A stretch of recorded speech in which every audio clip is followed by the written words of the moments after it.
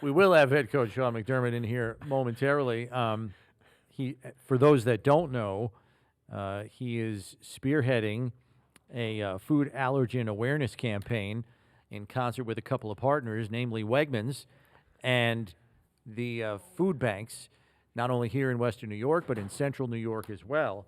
And Coach was at their press conference last week. We want to get in here to spread the word as well. So he's going to do the Chris Collinsworth slide. Yes, he was heckling us over the headsets here a minute ago. And thank you for doing that. He mentioned to me as before he came on that he did some work for the 514 5K half marathon. He started the race down in Delaware Park for the guy. I work with those guys to do the scholarship work that they're doing for the remembrance of the 514. Thanks for doing that. I told you were second choice. I was out of town, so yeah, I figured that. I figured that, and hopefully I did right by you. Yeah, they said you did, so I had them watching you. That wasn't your first rodeo. Calls. Yeah, it's not Great your call. first. Yeah. Yes, it was. It is, and we appreciate it. So as I mentioned right off the rip here, Coach, awareness about food allergies for food insecure families and those families with special diet needs.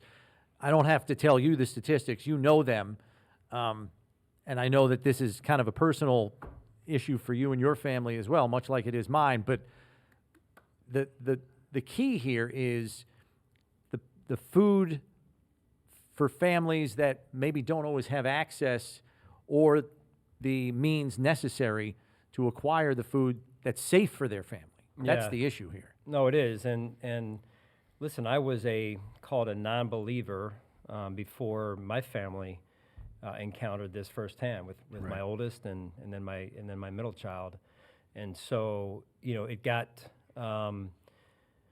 rather real fast, and so these are real life situations that people have to deal with, and to have the resources available, it just makes life so much easier, right? And you have children who are growing up, but then they deal with it then also. Sometimes you can grow out of it.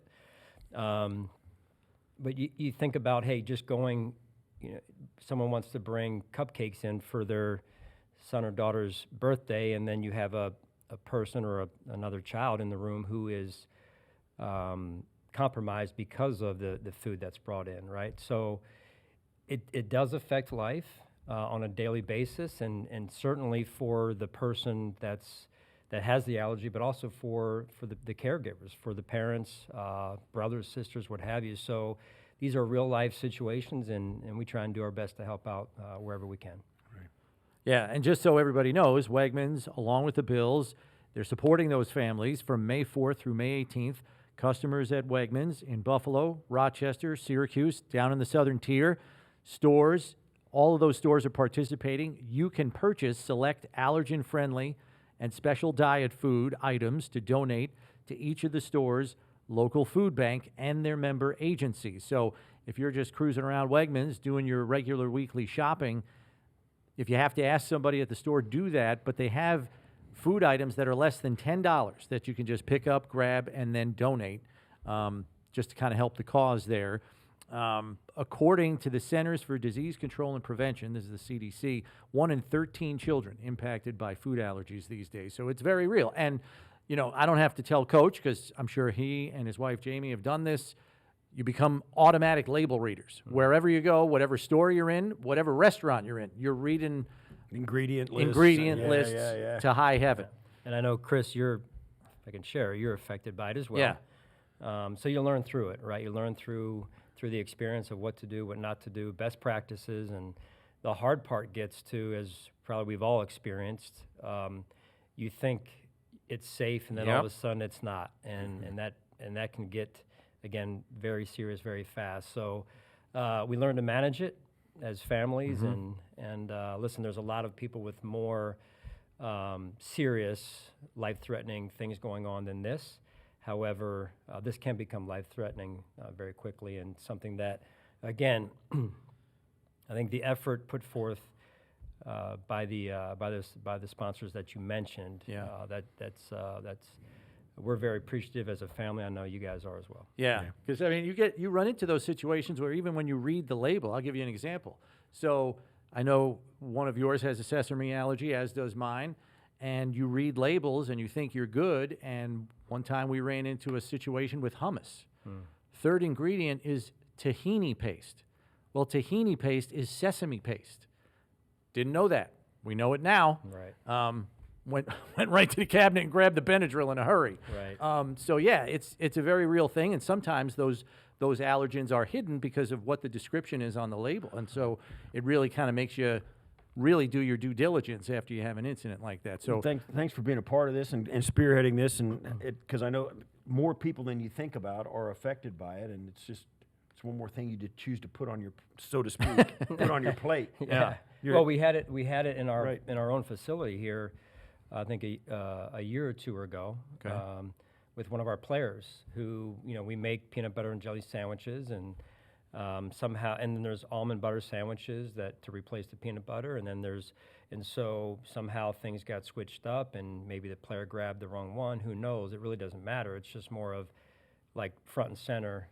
Yeah. There it is again. Certainly, it wasn't deliberate. It's just, Yeah. it's never that high. If you're not affected by it, it's not that high on your priority list. So you're like, hey, whatever. Right. Right. And sure enough, somebody gets hit by it. Even flying on planes, I can't believe that airplanes still allow peanuts. On planes. because some people are just airborne allergic, like it just Airborne. has to be airborne. They Right. don't even have to ingest it, and Right. it's an issue. And we're in a enclosed Yeah. situation, You're in a and tube. people are, hey, do you want peanuts? And right next to you, there you go. And you're like, oh man, this, Yeah, you get this got concerned really serious fast. Yeah, awfully fast. On to other subjects. Right. Obviously, the schedule is out, and I always find this interesting in terms of asking coaches, because I think as far as coaches are concerned, it's like we know who we have to play. When we play them is when we play them. It doesn't really matter. I don't care what the order is. It is what it is. Right. Are you in that boat, or do you kind of take a more discerning look as to how it lays out for you? Well, it's exciting, right? Last night was a big announcement for the entire NFL, for sure the Buffalo Bills, and everyone wants to see who we play, when we play, where we play to some extent as well, and that's exciting. So you don't want to take away from that. However, in our world, inside these walls, we do have to focus on really today, just, hey, this is Thursday, May 16th, right? And we are in football school today, and we're lifting, we're running, just really focusing on that process, if you will, and making sure that we're handling business in the days that lead us up to those contests. And what I made the comment that for the rookies coming in, you kind of just find out where your locker is, where your meeting room is, where the weight room is, who you're supposed to talk to, where you go to find out what's going on. It's kind of a nuts and bolts kind of time for them, right? Yeah, that's really what we try and establish in rookie minicamp. This past weekend, Right. 2 to 3 days of rookie minicamp, Steve, and just really get them, hey, this is how things are done here. This is where the training room is. This is where the weight room is. These are the main people's names, if they can remember names. There's a lot of information thrown at them over the course of a couple of days. So just really acclimate them to, how we do things, where things are located, so that they can become the best version of themselves, and so that they can really get into a good routine, right, early on. And the rest of it will come. The schemes will come, knowing the plays, and so on and so forth. But and we were on the field for a couple of days there, but not What much do you beyond that. So. What do you kind of take away from your group as a whole, like your draft choices that came in, your undrafted rookie signings? What did you take from minicamp that maybe you learned about your draft class and your other rookies as a whole, like the entire group there, because it's your first time to really be around them in your environment here at One Bills Drive? Well, I think you can only take so much from 2 practices. Yeah. Overall, my time around them, just a couple of days, and some of the meetings that we did have, very focused group. And it's interesting to see how players are changing almost year to year now, right? Certainly through different experiences, but I really do believe they're learning by watching other people make mistakes in the previous years, right? In terms of, hey, this is what you do when you come in, this is what your goals are for the weekend, and I think that's a credit to our scouting staff, but also the way these players are getting prepared through their agents. Before the combine, and then the process leading up to the draft, and then beyond. Not much is hidden anymore, even inside these walls, because of media and access. So The agents, the players even come fairly well prepared for what they're going to get into. Well, some of the guys who have been in the building who are in new roles, both coordinators, this is their first chance. Okay, this is like, ground up. How do you like the job that Joe and Bobby are doing? Yeah. I mean, tell us a little about the early returns on the new coordinators and how it's going for them. Yeah, I've been very impressed, very satisfied to this point with what I've seen. Both are younger guys. Bobby would say he's not as young anymore, and I have to remind myself of that because when we first met, he was young. Both energetic, fiery guys that have a plan and they're well organized. They've been leading their staffs with good communication, collaboration, and then educating now the players, right, through rookie minicamp to going even back to the start of the offseason program with our guys that were here earlier, and now, come Monday, OTA number 1. Some of the things that people may not know that you mentioned, the guys come in. Some guys have a knack; they remember names. Some of them, and some of them learn it a different way, right? So you guys have to kind of take that into consideration. Like, even when there's lines on a paper, there's pictures on a wall, film. There's walking through it, there's running through it, and then there's seeing it. All of that stuff. How many steps do you go through trying to get these guys to assimilate even the rudimentary, information about the offense, defense? I mean, you got to really kind of jump through some hoops to make sure 90 guys get everything. Yeah. Well, having a good schedule, right? That's important so that, the way we try and shape it is we try and, as much as we can, shape meetings the right way so that they can retain the information. We go by the 3 R's: retention, and then reps on the practice field, and then recovery after practice. And if they follow that type of pattern, it'll put them in a position to know enough and to be in good enough shape to perform. So the coaches do a phenomenal job, the staff, of walking through or using video to show pictures, previous seasons, maybe some college film, every different way they can think of in particular to facilitate the learning environment. Steve, I feel comfortable shares this opinion, so I'll just speak for him and myself. Like, your staff has been probably the best player development staff here, probably since Marv Levy's staff, just in the way you're able to help players get better, and sometimes pretty quickly.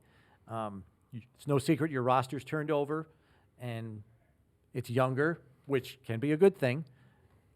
How do you feel your player development has to be you depend upon it every year, but with younger, more inexperienced players, do you feel you have to lean into your player development even more leading up to September? Teach, right? And number one, show the players you care about them, genuinely and authentically care about them, because that's a huge piece of it, right? Soon thereafter, it's how can we get them up to speed. But we need to make sure we crawl before we walk, because we can't just assume, hey, one day, one rep, they got it. No, let's go back and make sure. So that's what this spring, to this point, has been used for, is to, hey, let's just start slow, never assume they know it, continue to reteach. And then in training camp, we'll move at a quicker pace. But right now, it's make sure they understand the foundation. A number of new players, some new coaches. So we're in transition, right? So we've got to continue to, and to your point, I'll credit the staff. I mean, not a lot of players have left here and gone on to play better elsewhere, I feel like, and there's been a couple that have. But the job that our staff has done, not just the coaching staff, but the entire building on developing our players. Usually you see players come here, and whether they're coming from college or another pro program, and play their best right here in Buffalo, which says a lot about who we are. So you've had a new couple of coordinators, at least from last training camp anyway, and then you've also turnover on the field, and the game's still evolving. Yeah. And now you've made a new hire this offseason that I think you're maybe the first of its kind, John Perry, the former official. What were the conversations like for him? How, where does he? What contributions are we looking for from John Perry, and and why now? Well, we actually had this role last season, Steve. It wasn't as maybe public knowledge as it is with John. John, well-decorated head official, head referee. And so the idea, the vision this year was with John and his experience level, and sitting in a similar seat a little bit lately, last With couple the of years network, with the network. You know, it was almost a no-brainer, really. And so he was actually the first person we had reached out to initially about the job that we had filled last season. And then when he became available this year, we felt like it was an easy transition for us. So really the vision is to continue to get better in every area that we can possibly get better in, which includes knowing the rules and taking full advantage of the rules. And then with challenges, replays, week-to-week changes in things that are emphasized on the field, on the playing field, and I just think it's becoming more and more apparent that I think more and more people are going to have someone like John on their staff to not only help on game day, but to also help during the week. And speaking of changes, one thing that your coaching staff is undertaking on the special team side is a brand new kickoff play. This is pretty unique. I mean, it's one thing to see little subtle changes in the rule book.